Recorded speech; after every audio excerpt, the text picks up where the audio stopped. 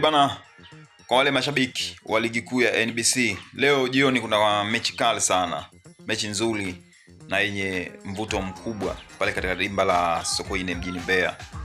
Ni vijana wa kikosi cha Mbeya City watakuwa nyumbani kucheza na kikosi cha Yanga. Bana, mechi ya mwisho nakumbuka Yanga walifanya comeback, walipigwa magoli matatu lakini akaja akachomoa ikawa 3-3. Enzi hizo kina Bernard Morrison wapo pale.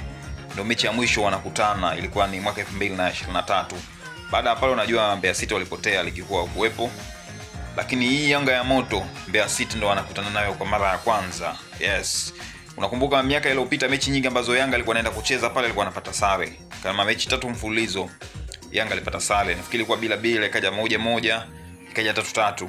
Safari hii sasa Yanga ambayo imedominate soka la Tanzania inaifuata Mbeya City ambayo ndio kwanza inarudi ligi kuu. Niliona Mbeya City katika ule mchezo wa kwanza. Kocha wao jana amesema wameruhusu magoli kwa set pieces.